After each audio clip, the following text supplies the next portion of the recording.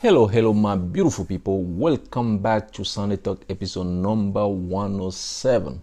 As always, today I'm going to go over 10 questions I've received from you guys. And also, I have a powerful quote for some of you guys who are newcomers and permanent residents here in the United States of America. If you are new here, my name is John. My goal is to help newcomers, permanent residents, and also U.S. citizens regarding the immigration questions most of the time. And once in a while we talk about different topics like finance and small business, and also I give advice to newcomers to the United States of America so they can stay out of trouble. Before I start today's video, I want to wish you guys a happy Sunday, and now let's get started with the quotes. So the quote of today's video is this one is coming from Steve Jobs. Okay, here's the quote: "The only way to do great work is to love what you do. If you haven't found it yet, keep looking. Don't settle." The only way to do great work is to love what you do. You know, I think it's true. If you don't love what you do, you won't keep pushing when time is hard.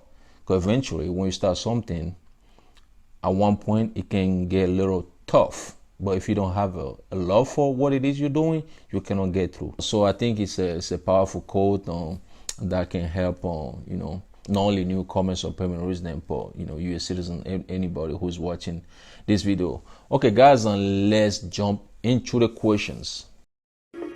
USA Monde. Okay, the first question today will come from La Boo. Here's the question.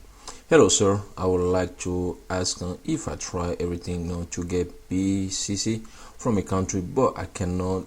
Is there a waiver for it, or can I just explain it to the interview officer?" Well, thanks for the question. I did make a video about this one before. Usually, when you cannot obtain the PPC, you can write a statement explaining the reason why you cannot get a PCC. Even if you check NVC website, they put it there that you can write a statement explaining the reason why you can get a PCC, and then upload that statement on where you're supposed to upload your PCC. So once NVC gets the statement, well, they will read it. If they have any question, they will contact you. Okay, and also one thing you have to know is that NVC will know for sure if it's impossible for you to get a PCC based on the country. Maybe there's something going on like a war or something's going on, they will know for sure. And then sometimes they also will ask you to do your best to bring your PCC to the interview. Okay, but if you still are unable to get a PCC, well, maybe the statement will be good enough, but they do your best. If you cannot, then like I say, send them the statement, and then they will go from there. They tell you exactly what to do next. Okay, let's move to another question. This one will come from Chantal Tezok. Here's the question. Quick question, please. I file for my mom as a citizen. Her ID card indicate occupation as a housewife. Her police clearance indicate married. My dad is dead. I think that's what the person trying to say. We have a death certificate of my dad. Do we need to change a police clearance on status from married to widow? Thank you. Well, thanks for the question. That's a good question. Usually, if you get your police certificate clearance, the PCC, before your dad passed away, sorry about your loss, by the way. Well, it's better to get a new police certificate. That way the status will change, because before it was married. Since your dad passed away, they should change that. Okay, so they will tell you exactly what you put there, what they're gonna put there. I don't know if it's gonna be widow or maybe they're gonna put something there, but at least contact the whatever office that provide the police clearance certificate, and to let them know. Okay, so they can update the police clearance certificate. Let's move to another question here. This another question. Well, this question is coming from the same person. In the case of joint sponsor, does the immigrant lives with principal applicant or the joint sponsor? Well, if you put on the I-130 form and DS-260 that the intended immigrant will live with the principal, basically you will put the address where the intended immigrant will live anyway.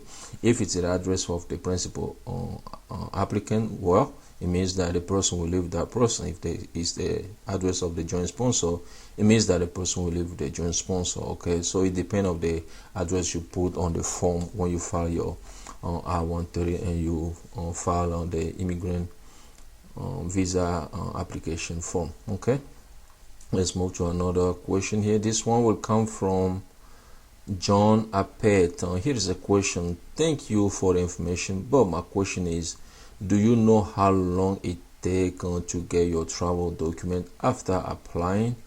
Well, usually when you apply for your I-131, which is a travel document, it can take 90 days or more.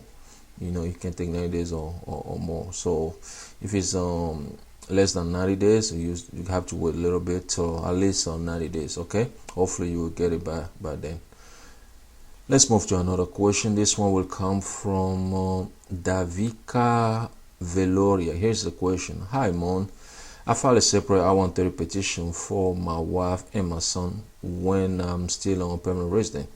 Both petitions are approved and now we are in the NVC stage. My question is, can I continue with the process in NVC for my son using his case number now that I'm a U.S. citizen? Thanks.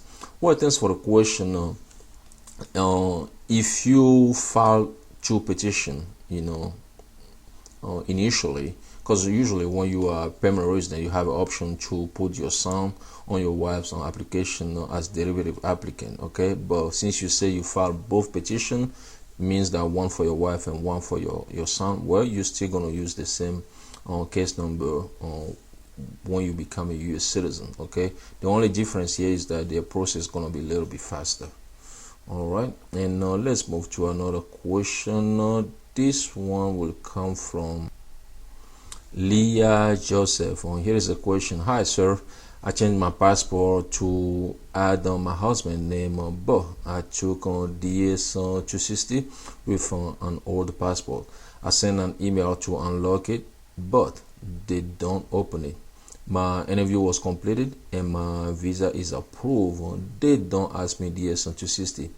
Is it a problem if I don't change my old passport number in DS-260? Well, thanks for the question.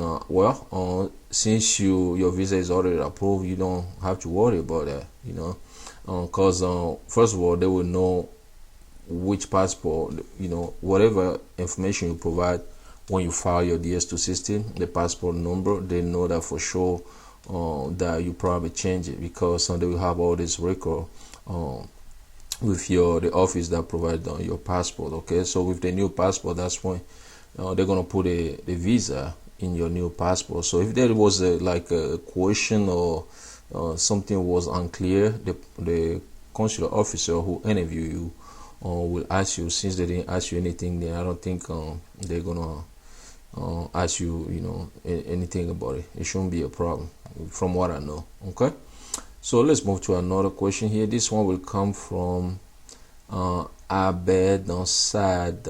Here is the question. Hello, I have an acceptor I-130 F4 case and I had a welcome letter from NVC.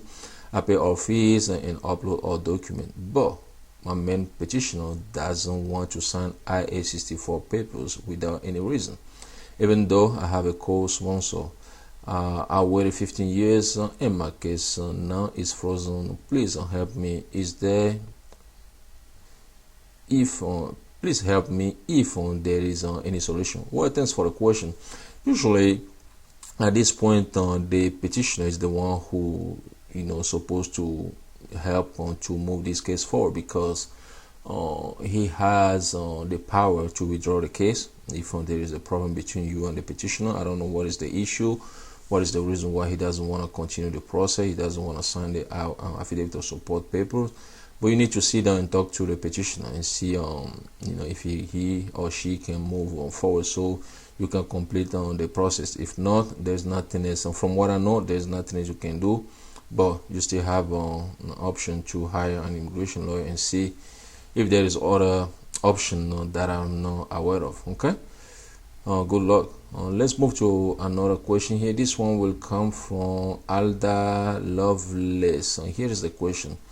My daughter is really sick and my I-130 is approved. She's my sponsor. Will have a problem to expedite? Well, in this case, I think you can expedite your case, but this is not legal advice. I don't think it's going to be a problem, but you have to send a request and see what NVC will say.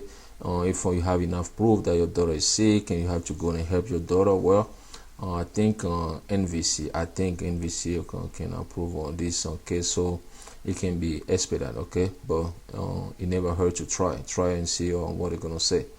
Let's move to another question here. This one will come from Everything Bestie. Here's the question. Hi, I want to know why all documents are accepted but no message or document to qualify in my boss message. Well, thanks for the question. Usually when your documents are accepted, NVC will review those documents. Okay, NVC will review the document, will review the fees that you pay. Once everything is correct, they will send you a message that you are document to qualify. And also the a time it takes on NVC to contact you will depend on your visa category, but eventually once they review everything, they will let you know. Okay, and then after that you will get your interview appointment letter once NVC is able to schedule your interview appointment for you. Okay guys, let's move to the last question of today's video. This one will come from Mordia Gooden. Here's a question. Can a confirmation expire, John? Well, thanks for the question. What this subscriber meant is that if on the confirmation page, once you fill out on the DS260, you know that you have to print the confirmation page at the end of the form, and so you can take it to your visa interview. From what I know, it doesn't expire unless the petition itself is terminated, but if the petition is not terminated, then it won't expire. So guys, that was the last question of today's video. That's it for today's video. I hope you guys love and learn something from it. If you know somebody who might benefit from this video, please don't share with that person. If you like the video, hit the like button. If you want to be notified every time I have a new video, hit the bell. If you are new here, you like what you're seeing, you've been watching my video, you never subscribe, please do me a favor, hit the subscribe button down below this video or click on USMon logo over here. Some of you guys who want to support this channel, you can check our USMon shop. The link is in the description below. Whatever you do today, do it peacefully. Once again, my name is John. Thanks for watching, and I'll talk to you guys in the next video. USA Monde.